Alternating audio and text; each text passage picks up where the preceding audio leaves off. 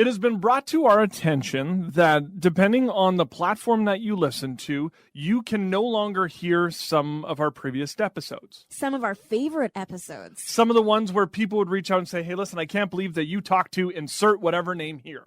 And honestly, it makes us a little sad that you can't go back in time and have a listen because the stories were really incredible. We reference a lot of times, we had a chance to talk with so-and-so in the past.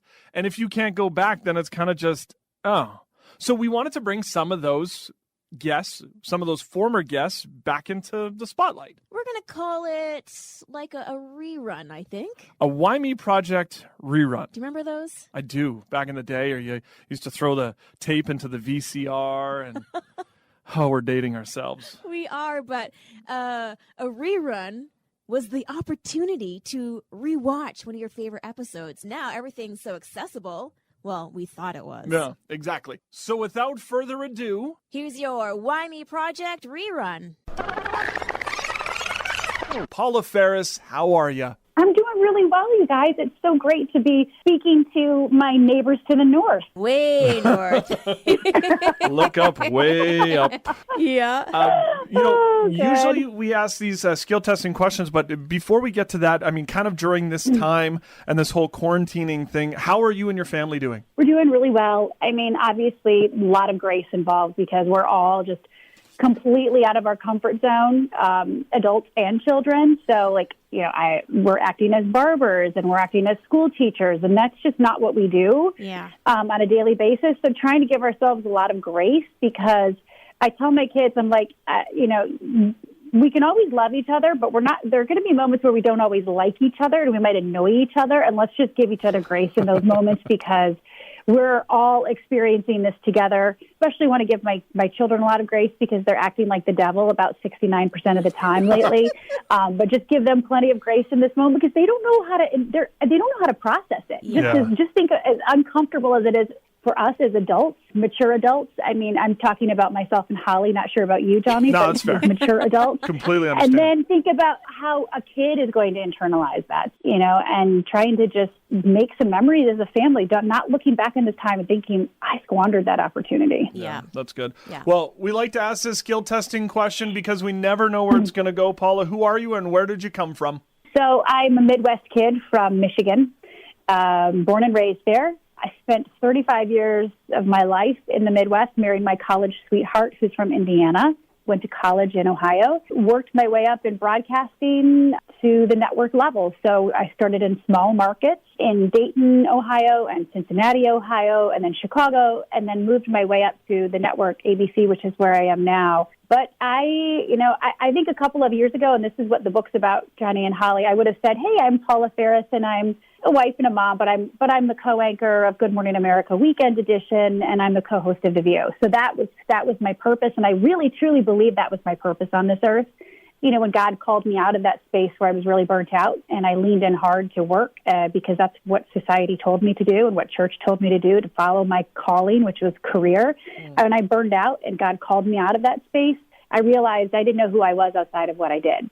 And I'm grateful that we're going to be talking about it and really just digging in. When I was younger, the dream was radio. The dream was maybe TV, which we haven't dabbled into yet. But I had my tape recorder, and I've got these tapes of me when I was 4 trying to do a radio show.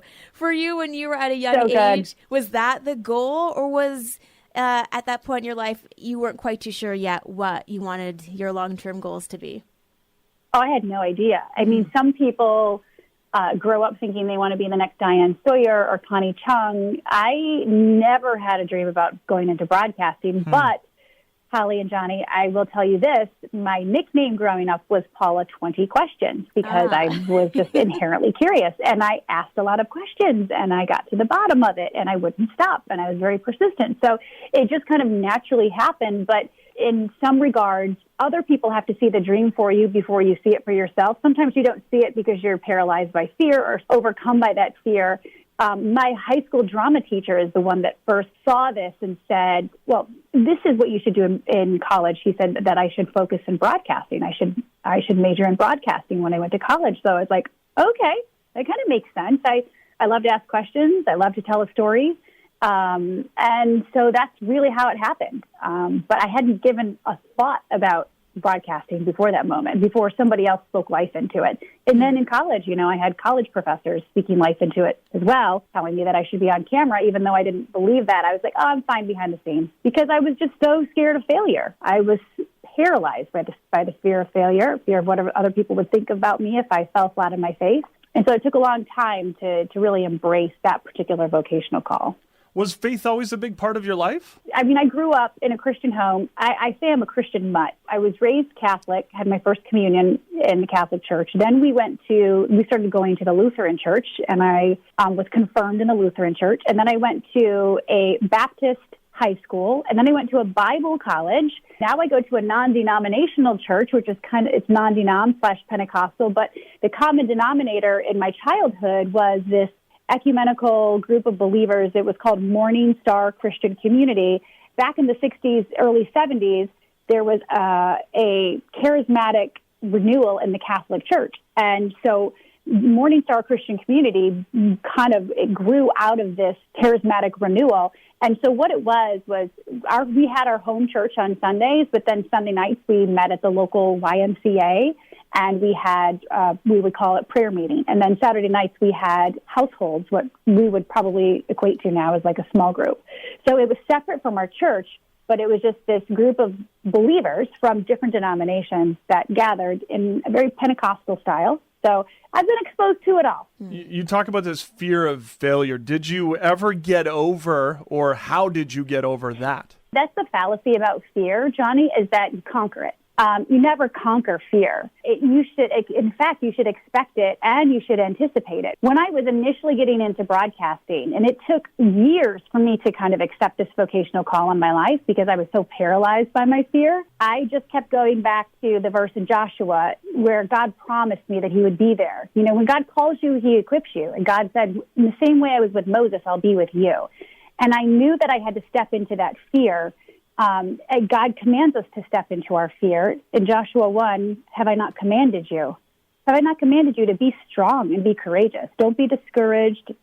Don't be afraid, for the Lord your God is with you. So God commands us. He mentions fear like 300-something times in the Bible. Yeah. So he acknowledges that it's going to be there. So we should accept and anticipate it. But then we also need to take that first step because we're commanded to press into it. And then we're promised that God's going to be there. So I think I had to accept that fear wasn't something that, boom, I'm going to just cure myself of. Because even a couple of years ago when I decided to step away from my dream jobs, I was once again terrified. But fear and peace can coexist. I had a peace that I needed to do this, that I felt like the Spirit gave me this peace that I needed to do this, but I was still scared. And those things can coexist. And so often we're like, I have to listen to my intuition. I do think God's calling me and I have a peace about it, but I'm scared. So because I'm scared, I'm not going to do it. Well, no. I mean, if God gives you a peace, then it's up to you to take that step and push into the fear, push past it. And he promises that he'll meet us on the other side. And he'll meet us in it as well. You said that you were burnt out. Did you know that you were burnt out? What did burnt out look like to you? I think burnout can look like different things to different people. Sometimes people end up hating their job. I still loved it. The problem was I loved it too much. I was addicted to my job. This is where I found my value, where I found my worth, where I was pursuing this calling. But I looked around, you guys, and my husband, my 3 children, were getting my leftovers. My church, I was not involved in church. I wasn't going to church very often. My health started suffering. And so all these things that I said, these are my core values, this is who I am. Well, the choices that I was making professionally and personally were contradicting that. And then when I went through the season of hell, which I knew God wanted me to take a step back, as crazy as it sounded, I'm like, sure. But God, you led me to this. Didn't you call me here? If you called me, why are you calling me out? So there was a bit of anger, but I knew when I went through this season of hell, it was a personal crisis. Like God allowed this series of really like random kind of freak accidents and illnesses to happen to me. I knew he was trying to get my attention. He was trying to say, if you don't slow down, I'm going to slow you down. So physically, I felt my health was struggling, my relationships were struggling. So that's what burnout felt to me. Everyone was getting my leftovers, and the choices that I was making were clashing with what I professed to be of value in my life. You keep talking about callings. I kind of want to go back to that point because I think people may have different ideas as to what a calling is. So what does the word calling mean to you, and how do you understand it now? I think Holly and Johnny, and you can pipe in, but since I was a kid, from a Christian perspective, from a faith perspective, I was told that I had to find my calling, this thing that God gave me, the reason that I was on this earth, okay? Even society, lean in, your worth is your work. So it's ingrained that this is where our value comes from. Our value comes from doing. Our value comes from finding this one thing that we're good at, this job, this career. And so I leaned in really hard. And then when I walked away, when God called me out of that space and I obeyed, kicking and screaming, by the way, I realized I literally had no idea who I was outside of what I did.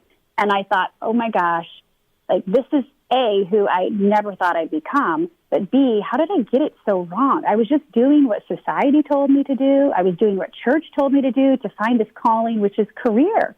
It was in that space where God really revealed to me that we have these two callings on our life. So we need to contextualize. We throw this word around so often, calling, but it's hard to really articulate what it is. And it's hard to separate it from doing, from career. So God said we have two, he revealed to me that we have these two callings on our life. We have a faith calling or a purpose.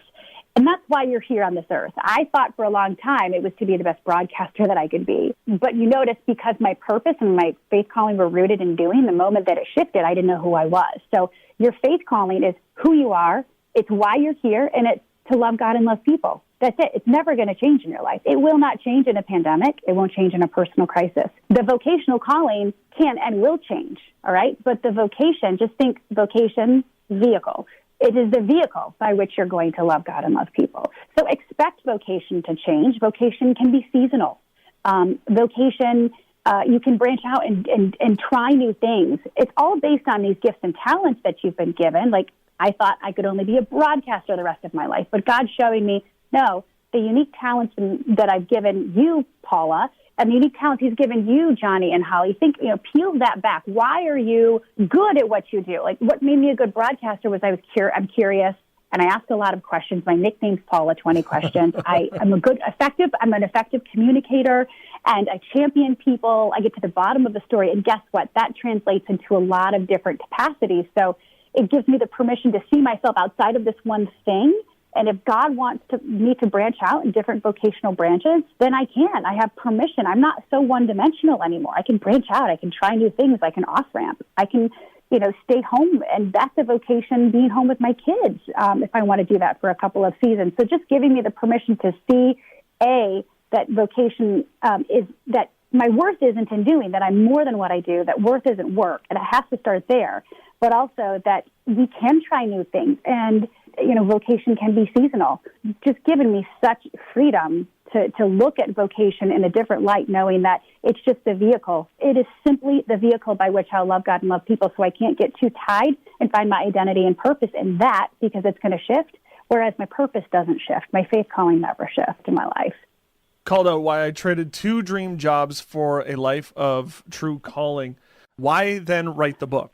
I never thought I'd write one. Never wanted to write a book. I thought people in fact, most of my friends that have written books say, don't do it. It's so stressful. It's like the worst experience ever. So I'm never going to write a book. And I've been approached in years past, I think because of my platform, just working for a national news organization, people wanted me to write a book. But I told these publishers, I said, I don't have anything to say. I'm not going to write a book just to write a book, but I really feel like what happened to me, the fact that I know I'm not the only one that feels like this, that gets their value from vocation and their worth from work, and who got calling totally wrong. I totally had it wrong. I want to share this message. God placed it on my heart, and I really feel like God vocationally asked me to write this book. I really do, and to share it with people and encourage them and equip them to find this true purpose and true calling that don't shift and shake when the tides do, that don't bend and break when you feel like you're going to, when you're experiencing a crisis, whether it's a personal crisis or it's a pandemic. What's more difficult in being personal and on TV in front of millions, or now you have this one-on-one essential opportunity where people will sit down and read your thoughts? It's terrifying in some respects. It's like, the only analogy I can think of, Johnny, is that let's say you are pregnant and maybe you have a lot of complications with this baby, and you feel so inherently attached. It's been taxing on your body and your soul, and you finally deliver this baby, and this baby's special because of everything you've had to go through. You've sacrificed a lot. And then you have to give this baby over to strangers who you're not sure whether or not these strangers are going to love and care for it. And you certainly know they're not going to love it as much as you do. That's what writing the book is like. It's like handing over this prized baby and not knowing how the baby is going to be treated. But I will say, hearing people already, the book came out April 21st, and I love hearing from people that how they found themselves in this story, and that's all God. That is completely God. How the book has changed their life to see calling in a different capacity. That's what I feel like God did for me. He just removed the blinders. He really did, and it was like this paradigm shift. It's okay to love what you do, but you can't be defined by it. Like, that can't be your identity and purpose. That's not like your purpose on this earth is to be this one thing. Your only purpose is to love God and love people.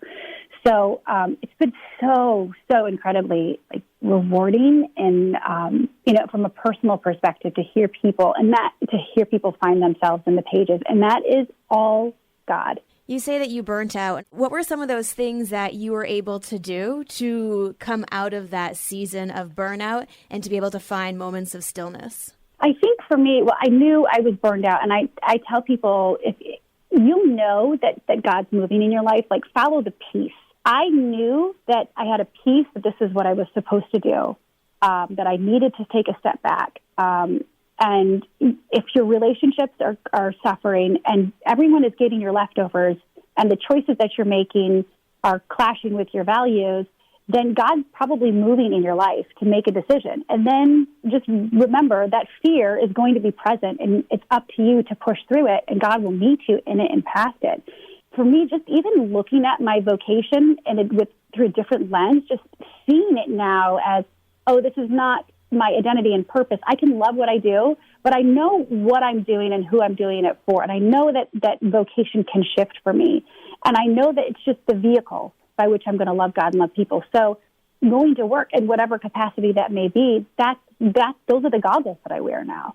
It's almost like wearing Jesus goggles. I am placed here, not necessarily to win awards and accolades and be in the spotlight. That can still be a byproduct, but that doesn't motivate me anymore. I know that I'm being placed in this exact position because my purpose on this earth is to love God and love people, and I'm placed in that particular vocation, on that particular branch, to do that. So it's even, for me, it's even been just this paradigm shift that's been really, really just revelatory in my life. You had this calling and you decided that you were going to trade in your dream jobs for this. Mm-hmm. How long did it take you in that process to do it? You had it on your heart and a week later you made the change, or it took years? Okay, so I knew that God was calling me out of this. It took months, and then it took going through that season of hell where I had a miscarriage, a concussion, a head-on car crash, influenza, and pneumonia within 7 months of my life. God was trying to get my attention. So, it had started, from the very first moment. I think it was probably over a year where I knew that God was stirring in my spirit, but I allowed fear to paralyze me for a while. I had to say, okay, God, I'm scared of what I'm walking away from, and I'm scared of what I'm walking into. And it's not like God showed me the next chapter. No. I still, you guys, don't really know the next chapter of my life. I know God has put things on my heart, and I'm taking steps of faith, and I'm pushing past that fear. And he's meeting me, and it's been really rewarding. I know that I can do different things with the gifts and talents that I've been given, but it's all rooted in knowing that this isn't my value. My value is in loving people and loving God. And I think so many times, we want to know what that next chapter looks like, but we've got to finish the one that we're in. And I'm kind of finishing the one that I'm in before I move on to the next chapter. And God is just asking us to be obedient. He's testing us, and he's refining us, and he's saying, I want you to take Jericho down, but I need you to circle 7 times. And we don't understand why we're circling, but that's part of the process, the refining process, the obedient process. God wants to make sure that we are relying not on our own strength, but on him, that we're saying, okay, God, you called me, you're going to equip me. God, I'm putting this on you in the same way you were with Moses. You're going to be with me. And taking that step of faith and pushing into the fear. So it's a process. There are moments where I'm still scared, but I know God's in it, and I have a peace. So that fear and that peace can totally coexist. There are probably people who are listening who are riled up and they're like, yeah, I need to make a change. Or, you're speaking to me. But we're also in a time of a pandemic where there are people who are might not have a job, losing their jobs, and they have this calling. Is there a right or a wrong time to make this change? Tragedy and opportunity can coexist. We're experiencing a lot of loss. We're losing loved ones to this crisis. We're losing jobs. We've either been laid off or furloughed. We're losing benefits. We're losing dwellings. We're losing status. We're losing on such a visceral level, and it is exposing, maybe I have misplaced my significance because I don't really know who I am outside of this. Tragedy can also exist with opportunity. I think in the same breath, we've been given an opportunity to reassess, and if we decide that we need to hit that reset button, then God has given us that reset button as well. But just know that many times it doesn't always make sense. It doesn't feel like the perfect timing. You can feel that peace and that nudge from God, and you can still be scared as hell about it. And that those two things are going to exist. They're going to coexist, and you should expect that. And I would just encourage people, if they feel like they're circling, but they have that peace in their spirit, to just push into that fear. God has commanded us. Have I not commanded you to be strong and be courageous? Don't be afraid. Don't be discouraged, for the Lord your God is with you. And you just claim that. You just claim that over your life. Okay, God, I'm going to follow the peace, and I'm going to press into the fear, and I'm going to step out in faith. And I know you promised me that you're going to be there in it and on the other side of it. There are those moments in life, those hills and those valleys where we're asking God those questions. Why me? Why am I put into this situation? From TV and broadcasting in front of millions to miscarriages and car crashes and sicknesses. Was there a moment in your life where you could look back and say, why me? I don't think I know the answer to that. But in the same breath, like, why not me? I think look at how God has been able to be glorified through that season. Look at the doors that it's opened, the conversations I'm having, the book that was written from it, the message of Jesus that's being spread because of it. I know that we're never promised, you guys, a pain-free, painless, comfortable, cushy Christian life. I mean, in this world, you will have troubles, but take heart, I've overcome the world. I can't place my significance on things of earthly value, because those can be taken away from me. I know the end game. I know good overcomes evil. I know that God wins at the end of it all. And that's where I place my identity and purpose and my significance, not in things that are going to move and shake. So I don't know why me, but I guess maybe the question is why not me? It's always interesting because we often will hold on to, that identity of ourselves that we had, or, defining ourselves by what we do. And God asks us to trust him and to strip that away. And then he has something better for us that sometimes incorporates all of our skills. So what are you doing right now that is kind of marrying all that you are as you move ahead?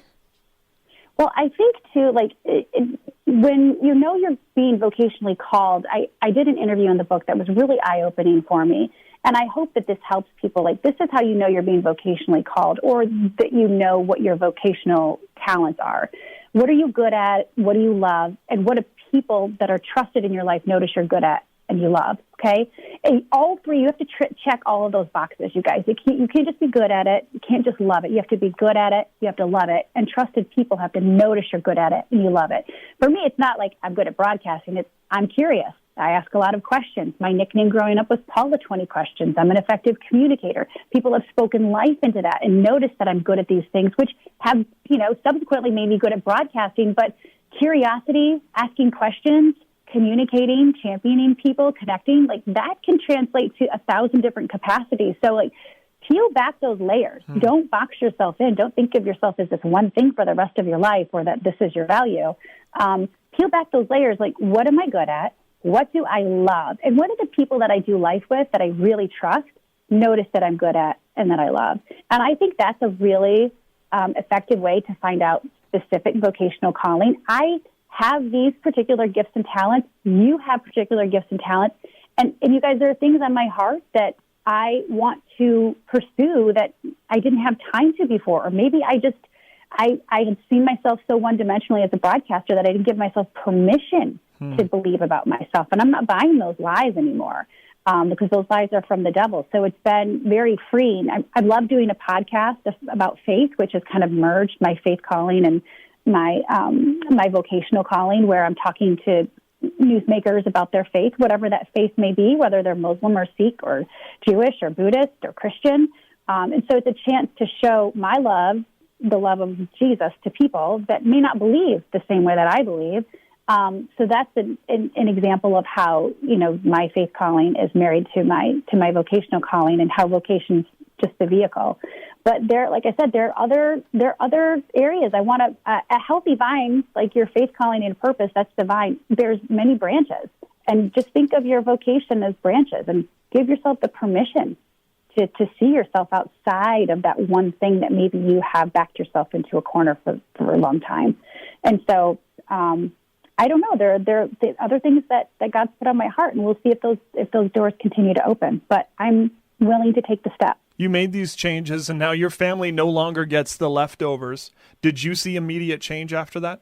Yeah. I mean, my husband and my kids have noticed a huge change. And I will say, there's still that tug where I feel like society tells me that there's not as much value in what I do anymore.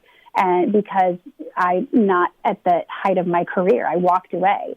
And it's like an alcoholic still misses alcoholic. I still miss many times that high, that achievement, that accomplishment, because work had become my drug of choice. Yeah. But it's a choice that I make, and it's a choice I have made. And it's been really rewarding to see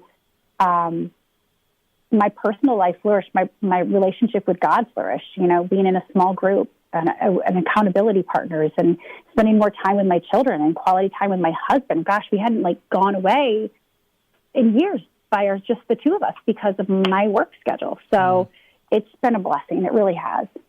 Her close friends all call her Paula 20 Questions. The book is available now. You can follow her at Paula Faris on Instagram. We appreciate you for taking a minute and sharing your heart. Oh, I really appreciate it, you guys. Thank you for all that you're doing. And it's been a really good conversation. Thanks for the support. And I really do pray that if you get the book and support it, that it encourages you and really equips you. It's not just my story. I interview a lot of other people who failed miserably and found their significance in the wrong things, and then how we've rooted it in things that don't shift and shake. So I really do hope that it encourages people. And tell me, reach out to me on Twitter or Instagram. Let me know where you find yourself in those pages. I'd love to hear it.